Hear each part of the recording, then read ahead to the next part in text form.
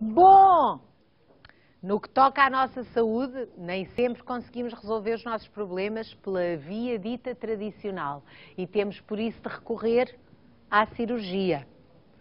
E hoje falamos de casos em que a cirurgia é mesmo necessária. Eu vou já começar a preparar-me. Para isso, contamos com a ajuda de quem? Dos doutores. Eu já estou equipada para os receber.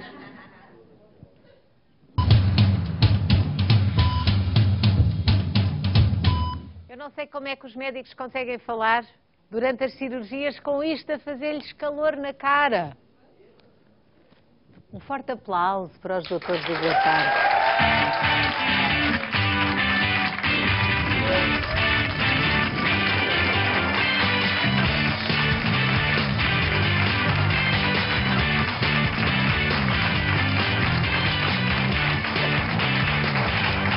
Bem,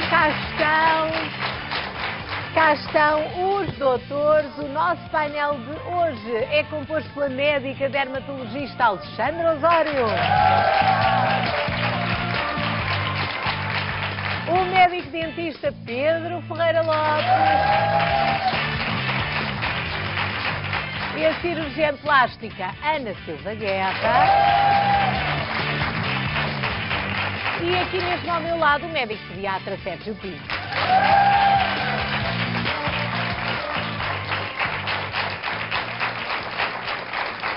Ora, eu estava aqui a falar daquilo que nos traz aqui hoje, de cirurgias, e realmente podemos começar por falar de quando é que elas são necessárias em caso de termos sinais que não nos inspiram muita confiança.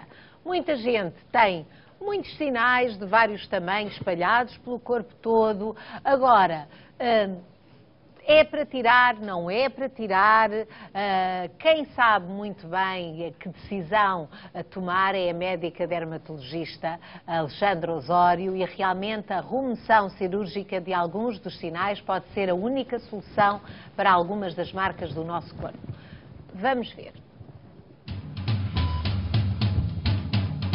Quando os sinais são suspeitos, temos que tirá-los. Podemos usar dois tipos de extração. Podemos usar de cirurgia, canivete à pele, fazer uma cicatriz e cozer, ou podemos usar o laser CO2 que usamos.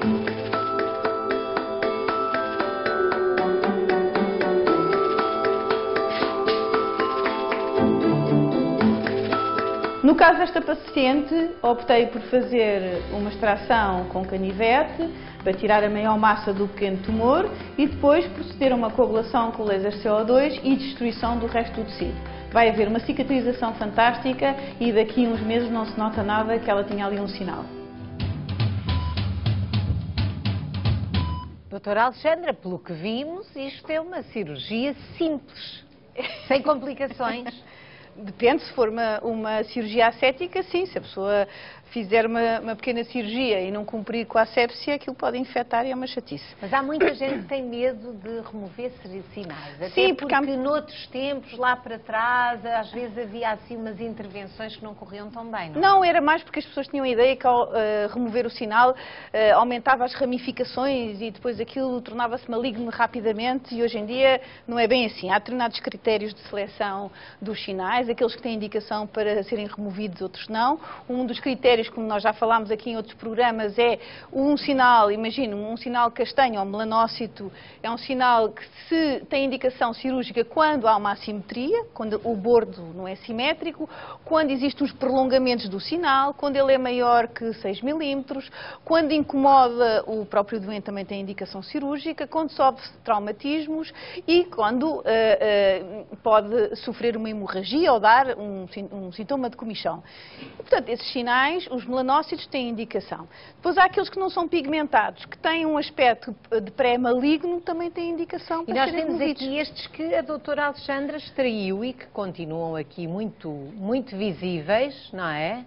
Essas são, a peça operatória é introduzida em líquido formol para estabilizar e para conservar o tecido e depois é enviada para a anatomia patológica para se fazer com uma determinada preparação cortes milimétricos para se ver o tipo de pigmento, até onde é que vai o pigmento e depois usando determinados critérios histopatológicos, se definir se o sinal, qual era a profundidade e se é maligno ou se era benigno. Porque com a experiência, a doutora, à partida, olha para um sinal, já tem mais ou menos o seu diagnóstico. É muito importante eles serem analisados de qualquer maneira.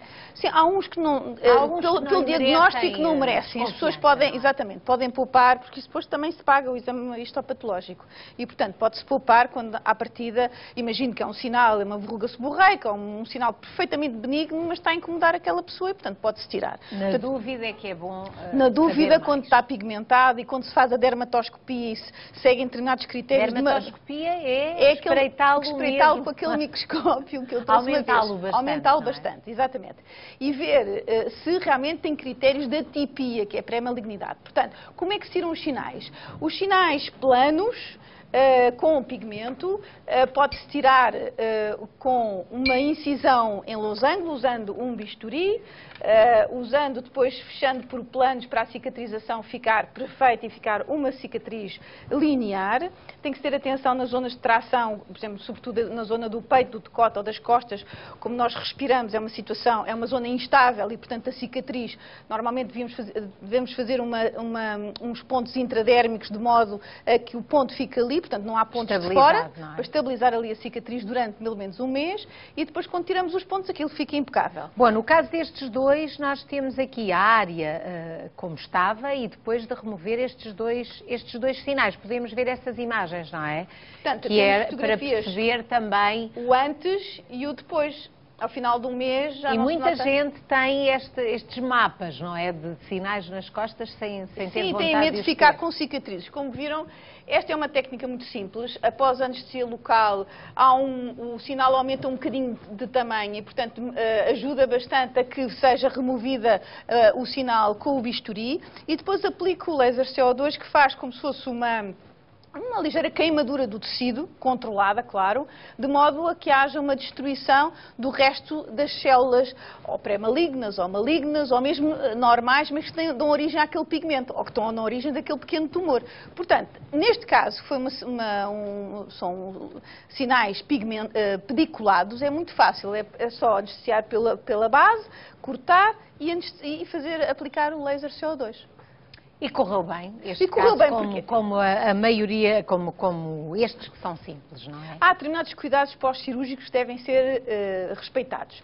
Não molhar a cicatriz, pelo menos nos 4 ou 5 dias, sobretudo quando fazemos esta técnica de laser CO2, 4 ou 5 dias para se fazer uma crosta superficial, quase que o paciente não nota. Deve respeitar a medicação que o médico prescreve. Ao final de 6 dias após uma cirurgia como esta, ou após tirar os pontos, deve usar um creme adequado para que haja um controle quase a 100% da própria cicatrização, para não evoluir para aquelas cicatrizes que já falámos aqui, hipertróficas ou coloides, que vai depender também da própria pessoa, e usar pensos impermeáveis no caso da pessoa tomar banho e evitar a exposição solar pelo menos no mês a seguir à cirurgia. Se isto for tudo cumprido, à risca, e se a pessoa não tiver propensão para ter uma cicatrização anormal, corre tudo bem, como vimos nestas fotografias. De preocupações, mas é para isto que servem estas cirurgias. Neste caso pequeninas, depois há outras de outro género, já vai ver vários exemplos ao longo da nossa consulta semanal com os doutores. Faço agora uma pausa para falar do nosso cartão de sonho, porque sei que a esta hora há muitas pessoas que estão a chegar junto de nós, que ainda não tiveram a oportunidade de saber qual é hoje a quantia que está em causa aqui no cartão de sonho. O número é o habitual, esse não muda, 760 20 60 20, é este número que lhe permite fazer a sua inscrição para este sorteio. Quanto mais vezes marcar, mais aumenta as hipóteses da sua chamada ser selecionada. O prémio do dia hoje está em 1000 euros e no jackpot há 25.500 euros. O jackpot não tem estado a sair, têm saído prémios além do valor do dia, mas não saiu na totalidade nestas últimas semanas. mas, portanto, o valor do jackpot tem acumulado 500 euros de cada vez e chegamos então a 25.500, o que significa que hoje, no final do programa, podem ser para si 26.500 euros. Se houver alguma dúvida, já sabe que temos o regulamento do concurso disponível para os nossos telespectadores no site da SIC. E, entretanto, já disse qual é o número, ligue as vezes que quiser, não se esqueça de que cada chamada telefónica tem um custo. Atenção àquilo que pode gastar, ligue, no final fique junto ao seu telefone, porque se atender e perceber que sou eu deste lado, significa isso que já são 1.000 euros para si. Depois é tentar a sua sorte, escolher 4 números de 0 a 9 e se os seus palpites estiverem corretos, 26.500 euros são seus.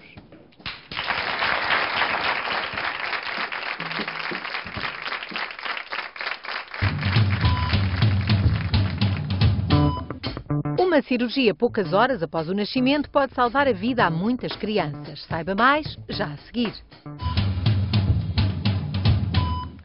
Doutor Sérgio, agora estamos aqui a falar de cirurgias e geralmente pensamos nos adultos, não pensamos nos recém-nascidos, muitas das vezes, que é preciso também ter atenção. É verdade, tudo começa quando um espermatozoide e um óvulo se juntam e dão origem a um ovo, o futuro ser, que se vai transformar no embrião, que se vai desenvolvendo, todos os órgãos se vão formando, formando um feto muito parecido já a um bebezinho, e todo este processo pode dar aso a algum problema nesta evolução e podem surgir malformações, tumores. Daí que é importantíssimo uma gravidez ser seguida desde o início, porque há determinados exames, nomeadamente a ecografia, que é um meio de olharmos para dentro da cavidade uterina e verificar se este desenvolvimento se está a fazer adequadamente. Portanto, é importante ecografias bem feitas para detectar precocemente algum problema no futuro bebê, portanto, no embrião. Portanto, isto é importante. Estão habitualmente, por rotina, são feitas ecografias. É importante que sejam feitas por quem sabe. Isto é importante. Quando se detecta um problema, o médico assistente deve orientar esta situação para um centro de diagnóstico pré-natal. A nível nacional, existem vários centros distribuídos por todo o país que se dedicam a tomar conta destas situações. É constituído por um grupo de profissionais, o obstetra, o geneticista, o ecografista, o neonatologista, o cirurgião pediátrico, entre outras especialidades que, conforme a patologia, podem estar implicadas e vão avaliar a situação, percebendo como devem orientar da melhor maneira, que exames fazer mais e como orientar quando a criança nascer, para que centro e como e por quem é que deve ser operado. Portanto, isto é o procedimento habitual. Claro que há situações que são detectadas intrauterinamente e outras que não são. Porque são malformações menores que a ecografia não vê ou porque a técnica não conseguiu detectar. Habitualmente, existem situações que podem até merecer alguma intervenção dentro da barriga, portanto, intrauterinamente. Na grávida pode-se fazer alguma cirurgia fetal. Em Portugal é muito pouco frequente e nos outros países também. Não há grande experiência a nível nacional, mas existem um ou outro centro europeu e nos Estados Unidos que fazem alguma cirurgia fetal. Mas é muito pouca. O que é que nós pretendemos? Pretendemos que estas crianças que tenham um diagnóstico de malformação sejam orientadas para centros médico-cirúrgicos para serem intervencionados. Mas isso é uma coisa que assusta a partir de muitas pessoas, não é? Que é quando há uma indicação, este bebezinho, este recém-nascido, ou até mesmo ainda antes de nascer, haver uma intervenção destas. Todos nós, quando queremos um filho, não estamos a pensar que vai ter algum problema. E, de facto, haver a detecção de algum problema, nomeadamente uma malformação num feto, coloca aquela família logo numa grande angústia. Mas o que é importante é detectar precocemente estas situações e orientar para os sítios que sabem cuidar. É importante referenciar estas grávidas para centros e o parto deve-se fazer no local onde a criança vai ser intervencionada. Conforme a patologia, há situações que merecem uma cirurgia muito imediata logo após o nascimento, outras pode-se protelar algum tempo para serem operadas nas melhores condições. Mas claro que estamos a falar de avanços na medicina que permitem, felizmente, que este tipo de intervenções evitem situações muito mais complicadas. E nos últimos anos temos verificado que situações que outrora eram fatais têm tido uma boa evolução, portanto com morbilidades, portanto com sequelas menor. Há muitas situações que a única coisa que fica de um problema muitas vezes grave na vida fetal é uma mera cicatriz. E vamos ter a possibilidade de ver isso hoje. Muito bem, então é disso que estamos a falar, de quando a cirurgia é necessária, e vamos aproveitar, seguindo as palavras do Dr. Sérgio, temos aqui hoje connosco o diretor do Serviço de Cirurgia Pediátrica do Hospital Dona Estefânia, Paulo Casella, para quem peço uma salva de palmas. Muito boa tarde, muito bem-vindo. Estamos aqui a falar de casos em que o ser humano precisa logo de ser sujeito a uma cirurgia. Há casos mais frequentes do que outros? Ora bem, a cirurgia das malformações é uma história muito antiga. Só há cerca de 100 anos é que se conseguiu reunir condições para anestesiar os bebés logo depois de nascerem e realizar alguns procedimentos cirúrgicos que resolvem muitas destas malformações muito complexas. Hoje em dia temos, como o Sérgio disse há bocado, a vantagem de que a gravidez pode ser acompanhada, ou seja, a vida da criança dentro do útero já pode ser estudada, podemos saber se a criança tem algum defeito, se esse defeito pode ser corrigido ainda dentro da cavidade uterina, ou se podemos ter que transferir essa criança para ela nascer num sítio onde imediatamente depois do nascimento vai ser dado seguimento ao seu tratamento. As malformações, normalmente, as malformações major, aquelas que necessitam de cirurgia logo no período, logo depois do nascimento, andarão à volta de 1 em cada 3.000 partos, 1 em cada 2.500 partos, dependendo um pouco da especificidade de cada malformação. A noção que as pessoas têm que ter é que as malformações mais frequentemente encontradas são malformações ou do coração, ou do sistema nervoso central, ou do tubo digestivo, ou do aparelho urinário, por esta ordem. Aquilo que me desafiaram para falar hoje é de um conjunto de malformações que são os chamados defeitos da parede abdominal. Ou seja... Portanto, tem a ver com o aparelho digestivo. Não só necessariamente com o aparelho digestivo. O que eles têm a ver é que a cavidade abdominal, a parede que nós estamos habituados a ver com o seu umbigo centrado, essa parede pode, por alguma razão que nós não conhecemos perfeitamente, pode romper ou não fechar completamente. E então assim temos dois tipos de defeitos.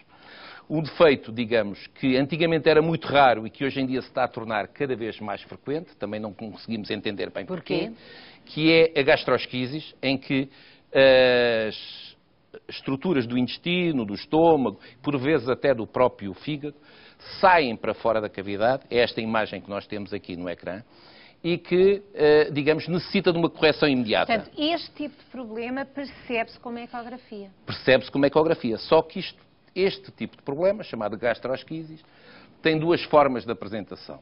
Tem uma forma em que este fenómeno do intestino sair para fora da cavidade abdominal ocorre muito precocemente na gravidez e então o intestino fica em contacto com o líquido amniótico. Aliás, um estudo interessantíssimo feito por um conjunto de investigadores portugueses que diz que quando este intestino está fora muito tempo dentro do líquido amniótico, pelo facto deste intestino não estar dentro da cavidade, estar cá fora, vai entrar em contacto com a urina, com as fezes, que o feto fica mais debilitado. Há outras formas em que isto acontece mais tardiamente na gravidez, ou seja, acontece nas últimas semanas, e aí o intestino já não sofre o efeito nem da urina, nem das fezes, chamadas mecónio, que o bebê expele, e aí o intestino vai recuperar mais facilmente.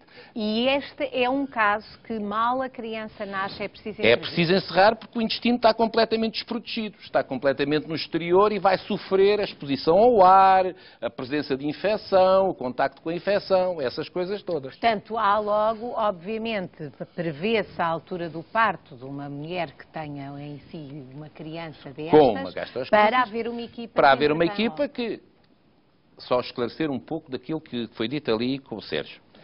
Quando se faz o diagnóstico de uma malformação destas, é muito importante que esta equipa, constituída pelo obstetra, pelo ecografista, pelo geneticista, pelo neonatologista, pelo cirurgião pediatra, fale com os pais. E que lhe explique exatamente, e aí é o papel do neonatologista e o papel do cirurgião, é exatamente explicar aos pais o que é que vai acontecer assim que a criança nascer.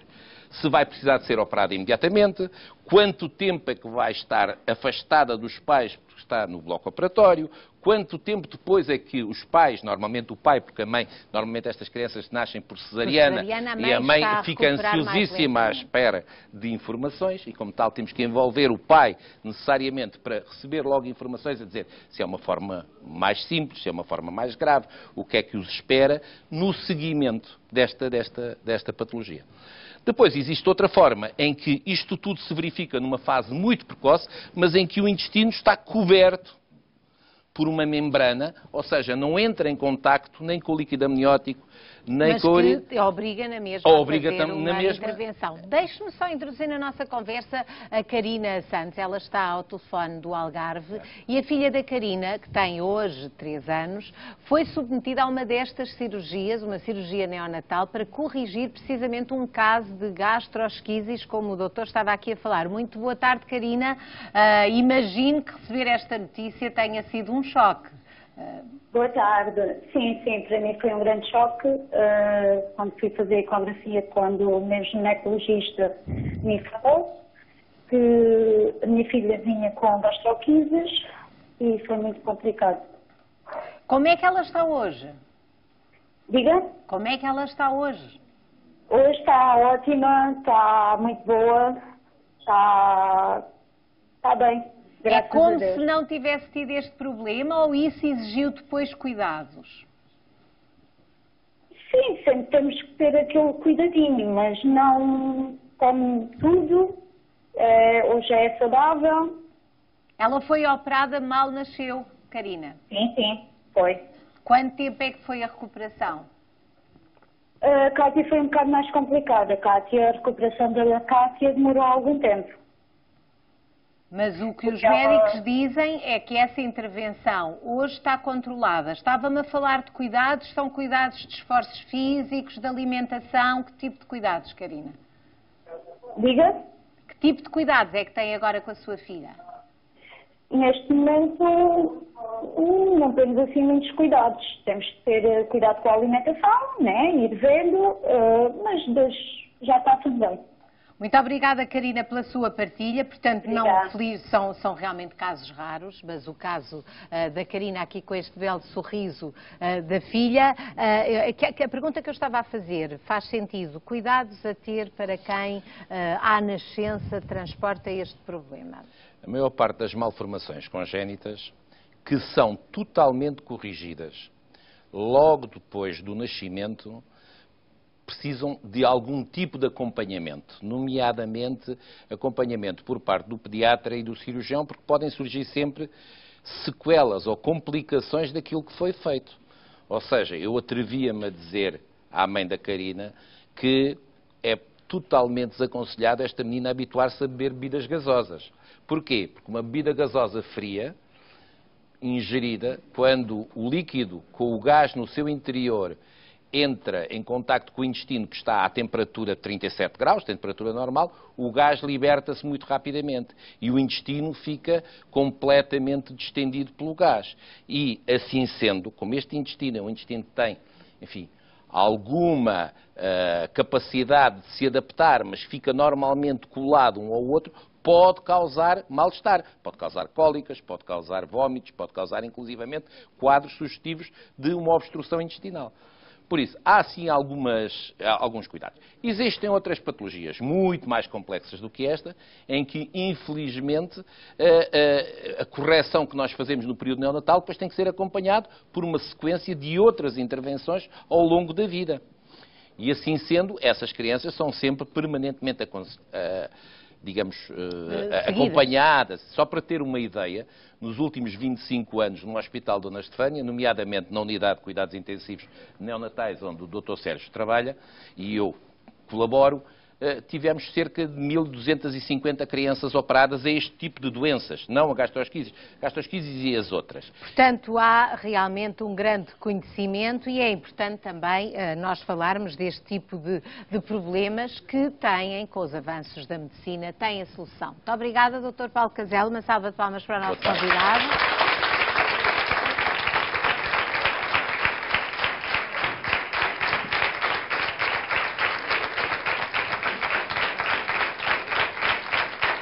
Aproveito para dar um recado aos nossos telespectadores, aqueles que só agora chegaram têm de ficar a saber o que se está a passar aqui no nosso programa. No final temos o cartão de sonho para entregar. Hoje estão em causa 26.500 euros. 1.000 euros é o valor do prémio do dia, 25.500 é tudo o que está acumulado no jackpot. Já sabe que pode inscrever-se marcando o 760 20 60 20 e esta chamada tem um custo de 60 cêntimos mais IVA. Faça as contas, é bom saber, para perceber quanto é que gasta, quanto é que quer gastar, quanto é que pode gastar.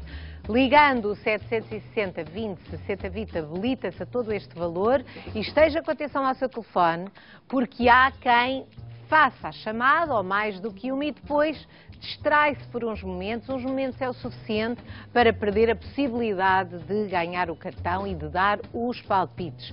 Porquê? Porque nós fazemos a chamada, fazemos 3 tentativas para a mesma pessoa, mas já tem acontecido essa pessoa não receber o cartão de sonho porque não atende. E se atender e perceber que sou eu, já sabe que 1.000 euros são garantidos para si e depois pode habilitar-se a tudo o que está no jackpot, 25.500 euros. Não se esqueça também, é bom que baixe o som do seu televisor para não haver interferências nem dificuldades na nossa comunicação e se quiser pode já escolher os 4 algarismos, de 0 a 9. Escolha já 4, porque há 26.500 euros no cartão de sonho esta tarde. Vale a pena considerar e marcar.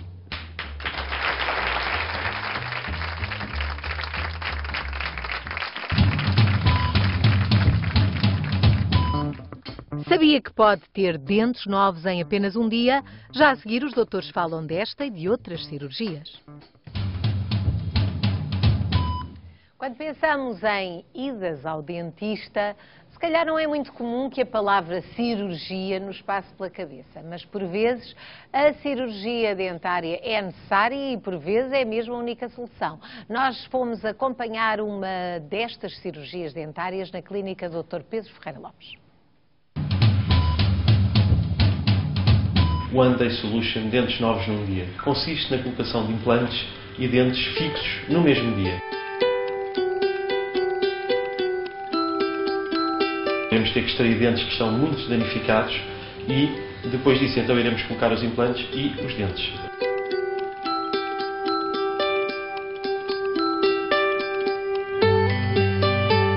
Já extraímos os dentes, regularizamos o rebordo ósseo e vamos então agora colocar os implantes.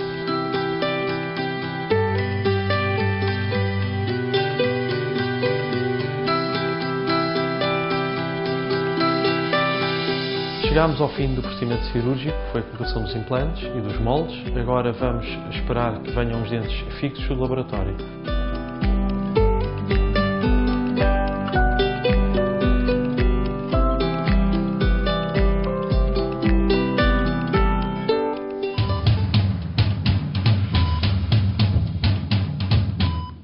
Doutor Pedro, dentes totalmente novos num só dia, isto é mesmo possível? É possível e funciona, e a grande vantagem é que pessoas que têm muitas vezes problemas não só de autoestima, há pessoas que nem saem à rua porque não têm dentes ou têm dentes muito destruídos, conseguem no mesmo dia colocar dentes fixos, portanto saem da clínica a poder sorrir, a poder mastigar, que é uma coisa que muitas vezes há muitos anos que não conseguem fazer. Tem indicações precisas este tipo de cirurgia? Sim.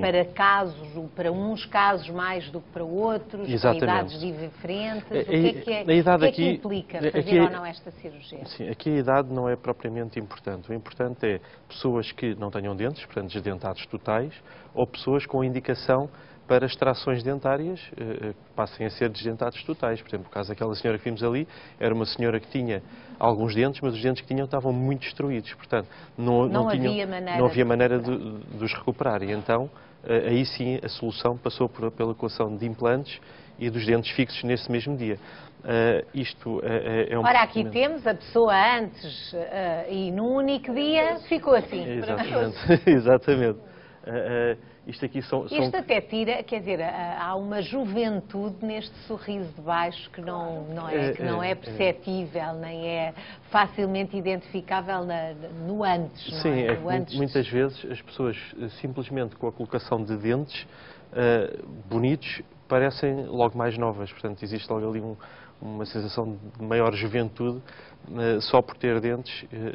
Mas isto é um trabalho que, embora se faça, enfim, num dia, como diz, é um trabalho que implica conhecer as características físicas da pessoa. Obviamente. Isto começa antes. Obviamente, existem sempre exames complementares de diagnóstico. No meu caso, executo inicialmente uma ortopantomografia, que é um raio-x panorâmico, e depois faço com um aparelho de CBCT, que é um TAC, um Cone Beam 3D, uma reconstrução 3D da estrutura óssea da pessoa e, com isso, aumentar a predictibilidade de resultados, quer da colocação dos implantes, quer depois da parte da colocação dos próprios dentes. Obviamente que isso altera muito de pessoa para pessoa e daí ser importante haver esse tipo de abordagem. Até porque a fisionomia, a pessoa gosta de se reconhecer relativamente à fisionomia como sempre foi, não é? Exato, portanto, é importante exato. ir ao encontro das características da pessoa. Embora haja pessoas que preferem ter uma dentição diferente. Tinham os dentes tortos, ou grandes demais, ou muito salientes. Isso acontece com frequência, exatamente. Pedirem, quero uma coisa diferente. Muitas vezes as pessoas aquilo que dizem é: eu fiquei melhor do que aquilo que alguma vez estive. É uma coisa curiosa, mas acontece com alguma frequência. E temos aí maçãs, é literalmente a comer maçãs. Eu muitas vezes faço esta dita brincadeira no consultório depois do procedimento, que há pessoas que não acreditam, dizem: e agora para comer? Agora para comer? Pode comer. Mas comer como? Pode mastigar. E posso morder? Pode, mas uma maçã sim, e muitas vezes não acreditam. Eu tenho sempre lá maçãs para dizer: então experimente. E a pessoa, muitas vezes estão receosos e digo: não, está no sítio ideal para experimentar. Portanto, se houver alguma coisa, está no sítio certo, está no sítio certo. Portanto, as pessoas que experimentam realmente é uma diferença enorme, até de autoestima, de tudo, de saúde, não é? Também. E, portanto, realmente, hoje estamos a falar das necessidades de cirurgia e também já falámos aqui dos avanços da medicina e, de facto, isto era é uma técnica que tem vindo a ser desenvolvida, não é? Sim, há ao muitas longo dos anos, obviamente. Na medicina isto é dentária. assim, para as pessoas terem uma ideia, isto é um implante, as pessoas têm a ideia que o implante é uma coisa enorme, isto é um implante dentário, neste caso um implante. Onde é que vai esse objeto?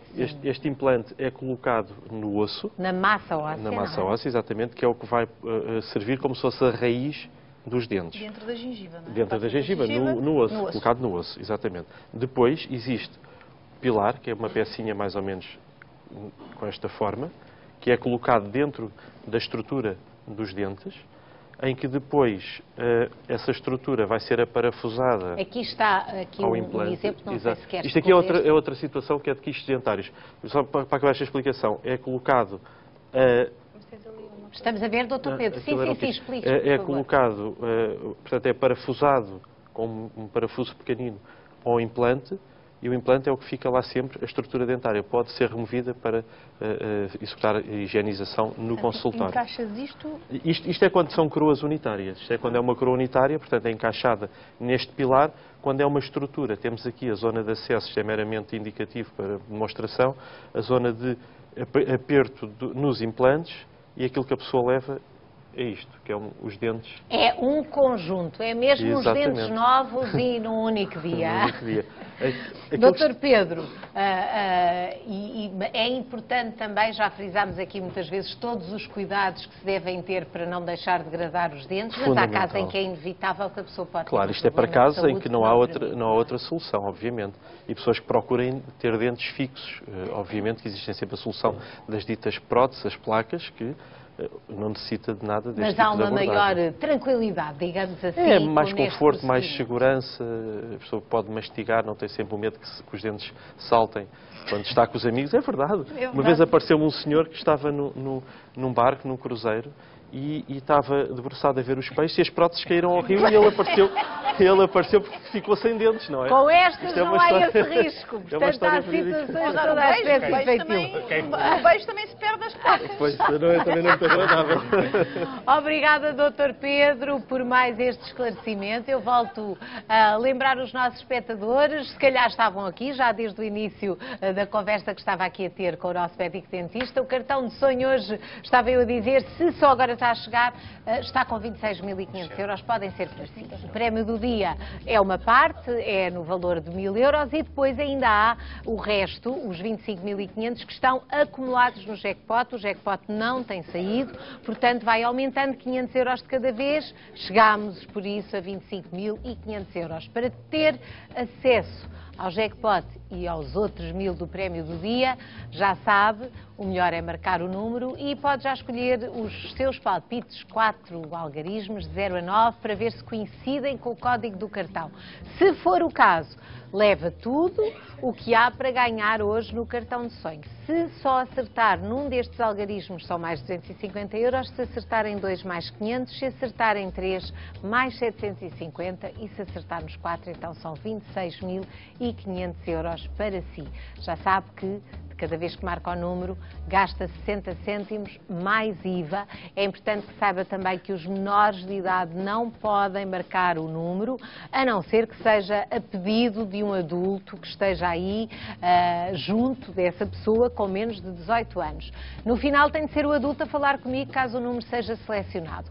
26.500 euros é tudo o que está hoje ao seu dispor, à distância de um telefonema. Se quiser tentar a sua sorte, 760 20 60 20. Eu já falei várias vezes hoje do nosso cartão de sonho, ainda vou lembrar os nossos telespectadores até ao final do programa, mas realmente é importante que saiba que só no final é que vai descobrir se é hoje a sua vez. Esteja com atenção ao telefone ou ao telemóvel, não perca a oportunidade. Boa sorte.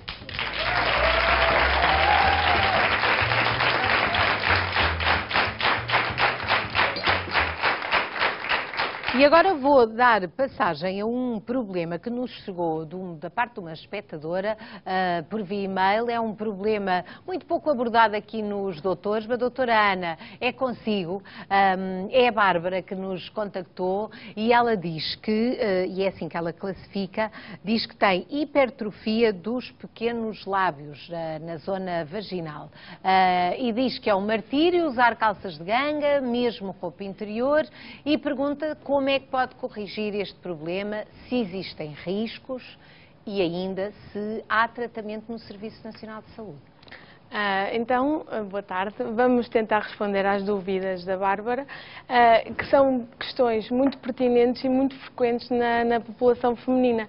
Eu aproveito mais do que as pessoas têm ideia. Muito mais do que as pessoas têm ideia. Eu aproveito para fazer um esclarecimento. Por acaso a Bárbara não mencionou, mas é muito frequente esta dúvida e às vezes limita a chegada e a exposição desse problema ao médico. A cirurgia dos genitais não é uma cirurgia estética, ou seja, salvo raras exceções. Tem normalmente um objetivo funcional e até eventualmente reconstrutivo por trás. Assim, no caso da Bárbara, estamos a falar da correção da hipertrofia dos pequenos lábios. As indicações são fundamentalmente as assimetrias, ou seja, quando a mulher tem um pequeno lábio, portanto, anormalmente grande em relação ao outro, ou então tem os dois muito proeminentes, que se salientam mais do que os grandes lábios, que são mais ternos. Ora, isto, para além de interferir com a autoestima da mulher, para além de interferir com a sua autoconfiança, tem repercussões na sua qualidade de vida, porque limita a atividade física, a escolha de vestuário, por exemplo, tal como a Bárbara referiu, pode causar uma certa propensão para infecções vulvovaginais mais frequentes e até a atividade sexual. Portanto, e há realmente, aliados a estes problemas, há a questão até do pudor em que as pessoas têm de falar nisto. Porque as mulheres, muitas das vezes, omitem ao próprio médico. E têm receio, porque pensam, bem, isto é um problema estético, não é, deve ser falado, deve ser exposto. E há solução, que isso é que é mais importante. Hoje em dia, a cirurgia genital já não é tanto um assunto tabu, como em tempos foi, é cada vez mais frequente e já se reconhece a necessidade e a importância e, sobretudo, já se percebe que é uma solução definitiva, permite-nos dar uma solução definitiva e relativamente simples. Estamos a falar de uma cirurgia com riscos? Claro, todas as cirurgias têm riscos, mas são riscos, portanto, controlados. Nós temos formas de os minimizar, torná-los quase insignificantes. Obviamente, todos os pacientes, em qualquer cirurgia, têm que ser alertados devidamente para aquilo que podem esperar. Agora, para esclarecer a Bárbara, e muitas mulheres com certeza precisam deste esclarecimento. No caso particular da labioplastia, que trata a correção da hipertrofia dos pequenos lábios, a cirurgia é realizada num contexto ambulatório, ou seja, a doente é operada e vai para casa no próprio dia, o que é uma boa notícia. Depois não necessita de estar entubada nem ventilada, não é uma anestesia geral. Ela precisa de uma anestesia local, portanto vamos anestesiar o local onde vamos trabalhar, e é necessário, é prudente complementar com uma sedação, ou seja, a paciente deve estar sonolenta, relaxada, é mais confortável para ela, é mais confortável para o médico, pronto, e passa só... A recuperação demora quanto tempo, mais ou menos? A recuperação, é assim, não é nada de complexo também, não há grande dor no pós-operatório. O que é importante dizer? Há que ter cuidados na higiene íntima, obviamente, e a longo prazo, ou seja, nas primeiras 3 semanas ou um mês, a atividade física tem que ser reduzida e a atividade sexual também. Depois há um retorno à vida normal, sob vigilância médica, e corre tudo Porque bem. este é um dos casos, seguramente, em que a palavra cirurgia soa assustadora, Mas não eu é? gostava só de dizer ainda outra coisa, que é importante para as mulheres e elas apreciam. Os pontinhos que nós damos, geralmente, são, no final da intervenção, são absorvíveis, ou seja, nós não voltamos lá para os tirar, que é algo que preocupa-me muito, vai ter que me tirar os pontos. Não. Temos aqui um exemplo. Um exemplo. Há várias técnicas cirúrgicas que podemos aplicar. Esta é uma delas, quer dizer, mas o princípio é sempre o mesmo.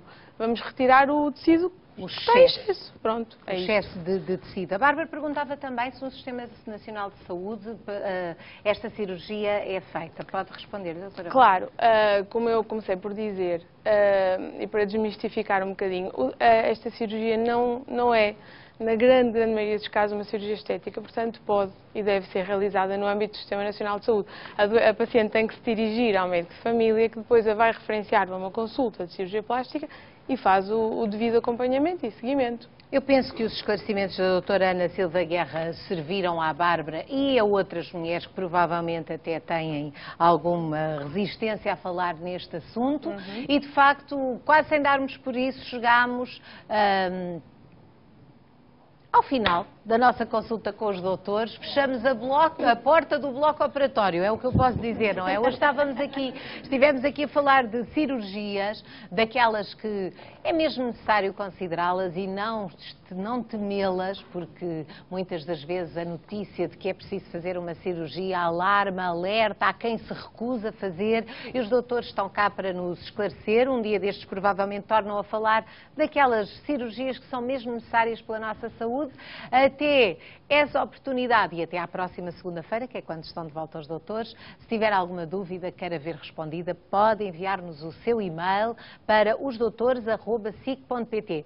O seu e-mail pode vir com vídeo, pode vir com fotografias, pode vir com a informação que ache mais importante, pode enviar-nos realmente um vídeo, fica logo com a sua comunicação feita à sua maneira. Os doutores estão cá para esclarecer, para responder.